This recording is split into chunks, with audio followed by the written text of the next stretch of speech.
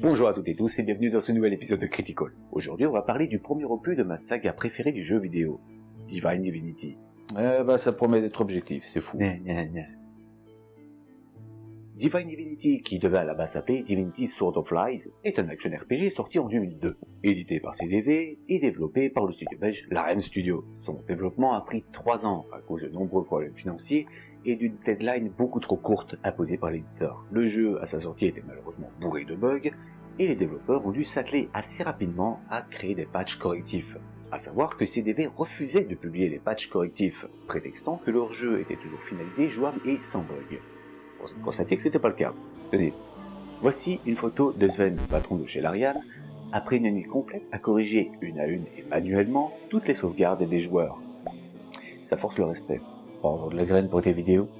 Divinity a également souffert d'une forte comparaison avec 2 RPG très connus du moment, Diablo et Baldur's Gate. Le studio a d'ailleurs avoué s'être inspiré de ces 2 jeux pour créer Divine Divinity, mais au final, il tient le jeu à part entière. Je ferai une vidéo à part pour préciser toutes les anecdotes qu'il y a eu durant le développement pour toute la saga Divinity. Il y a tellement à dire que je pourrais pas le mettre dans une seule vidéo.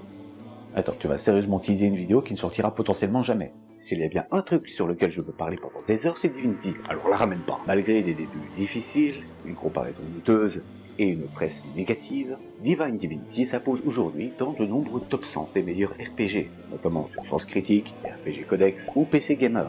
Nous allons voir pourquoi. Les graphismes. Une des premières choses que l'on remarque une fois le jeu lancé, c'est que tout se fera en 2D isométrique. En 2002, on considère cet affichage comme vieillot, voire dépassé, mais le rendu est tout de même superbe.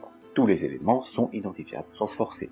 D'ailleurs, ce choix graphique permet à de nombreux PC de l'époque de faire tourner le jeu, sans obligatoirement dépenser des fortunes en nouvelles cartes graphiques.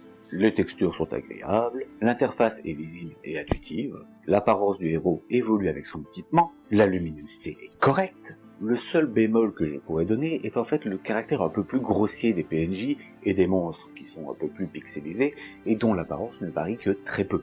C'est un petit peu le syndrome des monstres colorisés qu'on retrouve dans beaucoup de RPG de l'époque. On modifie très légèrement le modèle, on change la couleur et ça fait un nouveau monstre. Pour ce point, je ne peux donner que la note de 14. S'il reste intuitif, lisible et tout tremblement, on est loin des prouesses graphiques qui étaient possibles à l'époque.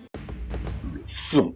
Des bruitages de qualité, de nombreux dialogues qui bénéficient d'une parfaite localisation. Oui, on ne peut pas dire autrement.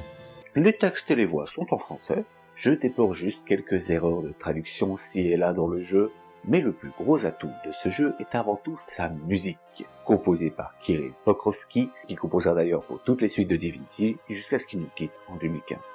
Il y a également quelques bugs sonores si vous jouez avec un PC récent, mais il y a eu des patchs correctifs pour ça. Pour tous ces points forts, je donne la note de 18. Et je suis sévère, car les 2 points manquants sont juste dus à quelques bugs sonores que j'ai rencontrés. La jouabilité. Certains parlent de Divinity pour le du nom, comme de Diablo-like ou Baldur's-like. Je ne suis pas tout à fait d'accord avec cette appellation, mais on en parlera ultérieurement. Pour l'heure, sachez que ce jeu mélange savamment bien le style hack and slash avec de la stratégie, et ajoute un impact des actions du joueur sur le monde. Un système assez rare à l'époque. En effet, selon les choix et les actions du joueur, les PNJ apprécieront ou non le personnage, ce qui peut engendrer une hausse ou une baisse des prix chez les marchands, voire un blocage des quêtes si un PNJ important meurt ou ne vous aime pas. Attention que la fin du jeu, elle, est immuable. Que l'on vous aime ou que l'on ne vous aime pas, l'issue sera toujours la même. Divinity, comme ses successeurs, se rapproche un maximum du jeu de rôle sur table, et c'est ça qui est bon. Et contrairement à de nombreux RPG, le personnage n'est pas limité à une seule classe. Vous pouvez très bien commencer comme guerrier, et en fin du jeu devenir un sorcier ou un voleur émérite, voire même un mélange des 3 classes. Concrètement, tout se fait à la souris, sauf si vous utilisez également les raccourcis clavier. Clic gauche pour frapper et déplacer le personnage, clic droit pour utiliser le sort sélectionné, une formule très simplifiée certes, mais qui vous permettra de vous concentrer sur le scénario. Pour cette jouabilité simple mais efficace, je lui confère la note de 18. La durée de vie. Le jeu ne possède pas encore de multijoueur, mais propose une quête principale moyennement longue, ainsi qu'une ribambelle de quêtes annexes. Pour ceux qui voudront nettoyer à la carte de tous les monstres et aider chaque paysan qu'ils croiseront, ce jeu peut vous distraire pendant plusieurs jours. Pour cela, je lui octroie la note de 16. Le scénario. Et là, on s'attaque aux points forts de ce jeu. Je développerai le scénario avec spoiler dans une autre vidéo. Encore une fois, il y a énormément à dire, et je ne pourrai pas tout résumer dans cette vidéo. En attendant, et sans vous spoiler, voici ce que je peux vous dire. À première vue, le scénario a l'air d'un grand classique. Un héros doit sauver un monde plongé dans le chaos de la guerre. Mais quelle inventivité! C'est pas comme si le 3/4 des RPG était basé sur ce principe. Oui, mais attendez, ce constat ne dure que la première zone de jeu. Plus vous avancerez, plus vous vous rendrez compte que ce n'est pas aussi simple. Il vous faudra réfléchir, résoudre des énigmes, combattre des hordes de monstres, voyager très loin pour trouver vos alliés, résoudre de nombreuses quêtes pour gagner en expérience, en réputation, et parfois même vous la jouez sournois. Non, vous infiltrant chez des PNJ pour leur dérober des objets rares, puissants ou précieux. Plus vous avancerez dans l'histoire, plus vous découvrirez un monde très riche, qui n'a pas eu besoin de vous pour se créer, mais dont vous êtes l'unique espoir de survie. Le jeu n'est pas non plus sans humour. Vous trouverez de nombreux dialogues avec ce petit esprit drôle propre à l'Ariane. Énormément d'autodérision de la part de l'Ariane justement, et aussi autour de la fantaisie, et un quatrième mur très fragile.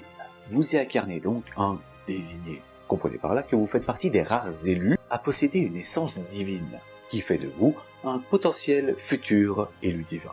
Votre nature vous attire pas mal d'ennuis car vos ennemis savent ce que vous êtes. Vous passerez donc très rapidement d'un simple roturier à un véritable héros. Même si seuls vos plus proches alliés et vos pires ennemis connaissent votre statut, les rumeurs de vos actions feront très rapidement le tour de Rivellon. Mais serez-vous le chevalier au cœur pur ou un opportuniste héros malgré lui? Pour ce monde très riche, ce jeu mérite bien qu'on 18. Alors ce qui nous fait une moyenne de 17, pas mal du tout pour un premier jeu.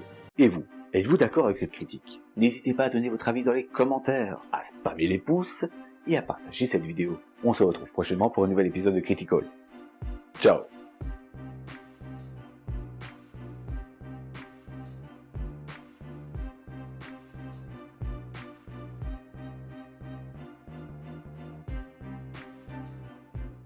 Alors, t'en as pensé quoi? Je crois que t'as encore un petit peu de jus de l'Ariane sur le coin de la bouche là.